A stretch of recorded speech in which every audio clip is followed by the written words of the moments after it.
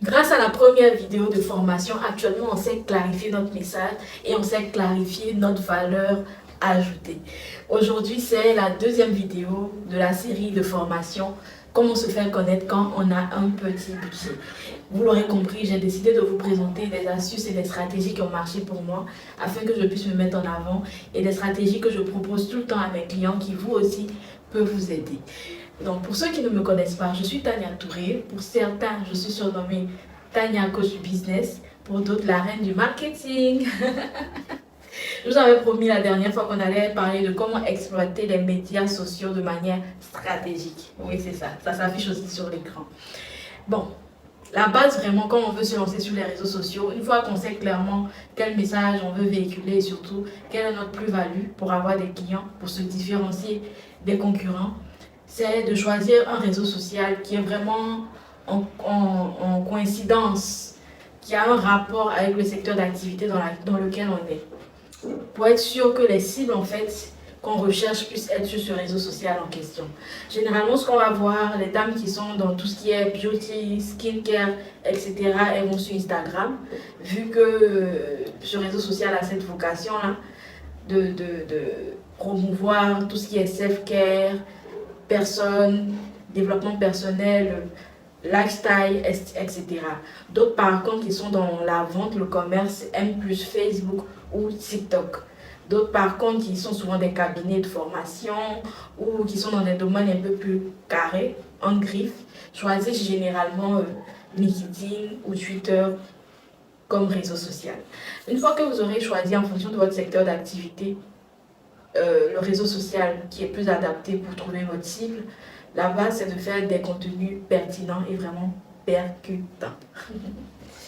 Il suffit pas de créer la page ou le compte. J'en connais comme ça, souvent des clients qui viennent, qui me disent que je suis sur Facebook, mon entreprise est sur Facebook. Quand tu vas regarder pour faire l'audit, tu te rends compte que c'est juste pour la mairie, quoi, comme on dit, qu'il a créé le compte. Sinon, aucune interaction, rien, aucune publication pertinente. Lorsque vous commencez sur un réseau social, il faut d'abord que votre profil soit bien rempli. Que quand on arrive, on sache c'est quoi le nom de la structure ou c'est quoi votre nom, si c'est votre compte personnel que vous voulez mettre en avant. Quelle est votre plus-value? Moi, personnellement, quand vous allez sur mes réseaux, je dis que j'aide les entrepreneurs à atteindre leur objectif, à être plus impactants. Grâce à mes 10 années, bon là on est en train de dépasser les 10 années, mais on va dire mes 10 années d'expérience dans le domaine de la communication, le marketing. Si vous êtes coach sportif, on va rester sur ce même exemple de la première vidéo de formation. Si vous êtes coach sportif, vous devez dire clairement ce que vous apportez aux gens lorsqu'ils adhèrent à vos séances de formation, de coaching, séances sportives, etc. Il ne faudrait pas que la personne se demande c'est qui celui-là. Il fait quoi réellement? Vous voyez un peu, on a déjà parlé de clarifier le message, mais ça passe aussi par remplir efficacement son profil réseau social. Donc tout ce qui est bannière, on se met une bannière qui résume l'activité, ce que vous faites et pourquoi pas rajouter votre numéro direct ou une adresse mail pour pas que les gens cherchent comment vous joindre. C'est vraiment pénible et puis actuellement les gens n'ont pas le temps. Quand ils cherchent quelque chose, ils ne trouvent pas, il va sur autre chose, automatiquement il va sur le concurrent.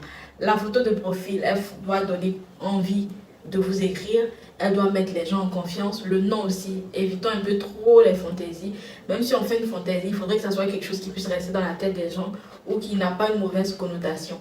Il y a généralement un petit à propos. Là, vous pouvez mettre votre mission ou votre vision, rajouter pourquoi pas le numéro s'il y a de la place et commencer à faire des publications. Les gens, généralement, avant de faire des publications, ils se disent que l'objectif, c'est d'avoir des abonnés.